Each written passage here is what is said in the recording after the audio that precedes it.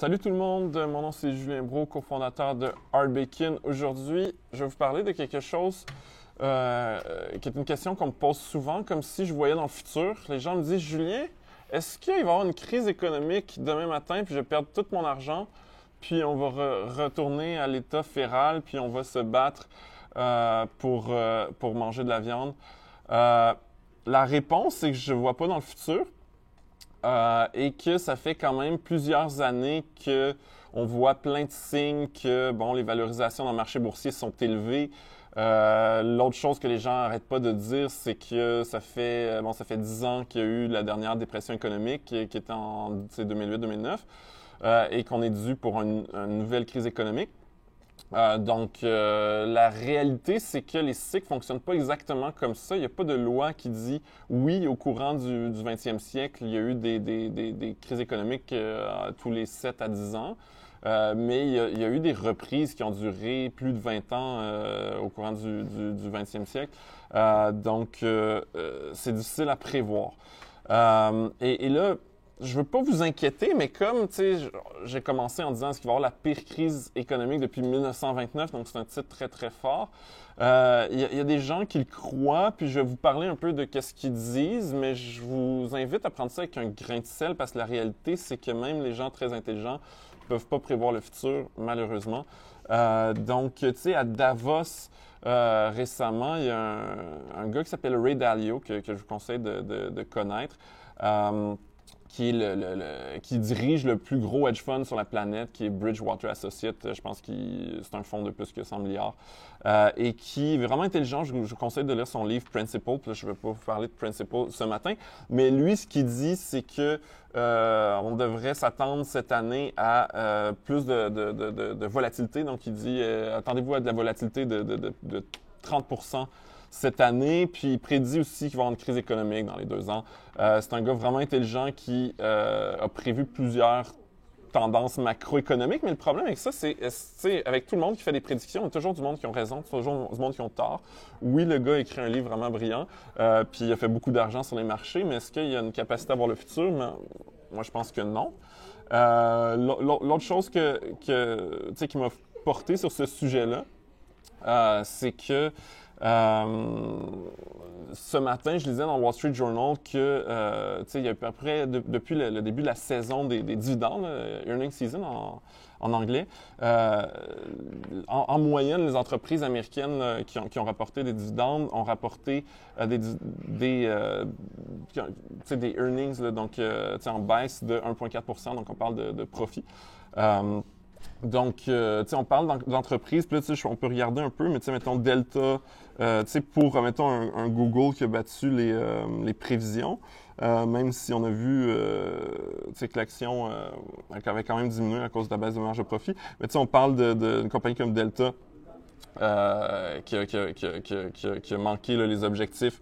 Donc, c'est quand même une compagnie, c'est une compagnie aérienne, donc des marges de profit quand même relativement basses. D'autres compagnies qui ont manqué il y a Netflix aussi, compagnie tech. La plupart des compagnies tech ont repris beaucoup depuis janvier leurs résultats, mais Netflix a pas réussi à battre les prévisions là, de profit des analystes. Donc c'est ça, c'est un signe parmi tant d'autres. L'autre chose, c'est que la Fed aux États-Unis commence à augmenter les taux d'intérêt. J'ai lu là, récemment, les gens disent « Ah, mais Warren Buffett a accumulé 100 milliards sur le bilan de Berkshire Hathaway, qui est son conglomérat, donc il s'attend à une crise économique. » Puis on s'en souviendra qu'en 2009, il avait déployé énormément de capital, il a fait beaucoup d'argent, donc il se prépare à une crise économique. Je pense que Warren Buffett, pour avoir lu beaucoup ses lettres aux actionnaires, est quelqu'un qui veut juste payer le bon prix, puis il n'a rien trouvé qui est à un bon prix, donc il accumule le cash. Puis oui, effectivement, ça le sert bien quand il y a une crise économique, mais je ne dirais pas que Warren Buffett prévoit une crise économique, c'est juste que les valorisations sont plus élevées. Mon titre était accrocheur parce que, justement, je pense que c'est Ray Dalio qui disait, justement, que, avec la montée du populisme, avec les taux d'intérêt qui sont bas pendant aussi longtemps, il disait qu'on n'avait pas eu ces conditions-là depuis 1937 et qu'il fallait se préparer au pire. Moi, honnêtement, tu sais, c'est des cycles. Donc, oui, ça monte, ça redescend. On va finir par vivre une dépression économique. Effectivement, la reprise pourrait être un peu plus difficile parce que les banques centrales, puis là, je parlais de la Fed, mais c'est la même chose au Canada, les taux sont pratiquement nuls. Donc, ça va être beaucoup plus difficile une reprise dans un contexte comme celui-là. Donc, le gouvernement devrait imprimer de l'argent. Donc, au-delà de baisser les taux d'intérêt, ça pourrait aller vers des taux d'intérêt négatifs. Ça pourrait créer toutes sortes de problèmes. Donc, oui, il faut s'inquiéter, mais je sais pas. Je dirais que ça sert absolument à rien de se préparer à une crise parce qu'à long terme, l'économie reprend. Donc, s'il y a une correction, la tragédie, c'est quand vous retirez de votre argent du marché boursier dans le creux de la correction, il faut être patient.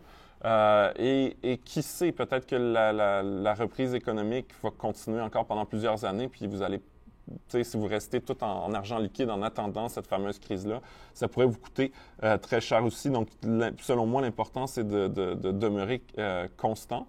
Ensuite, puis j'en parlais quand je parlais des actions moches, mais intéressantes ou rentables. L'autre jour, ben oui, on peut se protéger d'une crise en achetant des entreprises qui ont qui se comportent bien, donc des secteurs défensifs qui se comportent bien en temps de crise. Je trouve que c'est un meilleur moyen que de dire je vais être tout en cash et je vais attendre à au fameux Armageddon pour investir.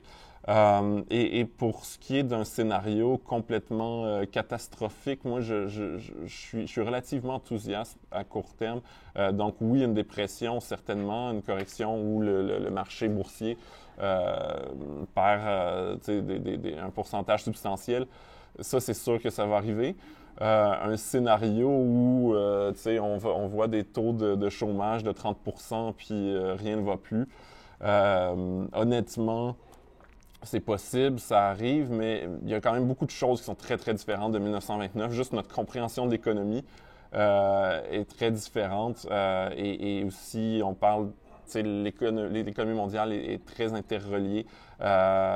Donc, pour ces raisons-là, je pense que de vivre une dépression là, vraiment catastrophique qui dure 15 ans, j'ai l'impression que non. Puis tu sais, quand Ray Dalio parle de 1937, il parle, bon, est-ce qu'il va y avoir des conflits armés? Tu sais, si ensuite, c'est une autre affaire, là, si on parle d'économie, on parle de géopolitique, est-ce qu'il va y avoir des guerres? J'en ai aucune idée, tu sais, puis personne n'en a aucune idée. Donc, sur ça, je vous invite à juste profiter de la vie, puis de toute façon, tu sais, les mauvaises choses vont arriver, que vous en ayez peur ou non. Donc, il vaut mieux profiter de la vie pour l'instant. Donc, c'est ce qui conclut ma vidéo pour aujourd'hui. En terminant, je vous invite, si vous n'avez pas téléchargé notre super application dans le Google Play ou le App Store, faites-le maintenant. C'est une application qui se connecte directement à vos comptes d'investissement. Que vous investissiez en tant qu'investisseur autonome via un courtier en ligne ou un courtier de plein exercice dans des fonds communs, REER, ainsi de suite. On va se connecter à vos comptes, puis on va vous montrer en fait vos titres boursiers par catégorie d'actifs. On vous montre même les variations quotidiennes. On calcule vos rendements, on a l'analyse de portefeuille, puis on a une petite section où ça vous aide à découvrir des titres. Donc, téléchargez ça. Si vous n'avez pas de compte de courtage, on a une offre avec Desjardins. Ça vous permet de commencer à investir pour sans frais de gestion, transactions gratuites, l'application au début, un cours sur l'investissement. Donc, aucune raison de ne pas commencer. Puis, vous pouvez commencer avec juste 1000 $. Donc, si vous avez peur à la maudite crise, mettez un petit montant dans un secteur défensif. Puis, juste la valeur éducative de commencer à investir, selon moi, va compenser n'importe quelle perte que vous feriez dans un scénario Armageddon. Selon moi, c'est mieux que d'acheter des lingots d'or puis des bitcoins. Mais anyway, faites ce que vous voulez, c'est votre argent. Puis sinon, partagez ma vidéo puis rendez vos amis plus riches. Bonne journée!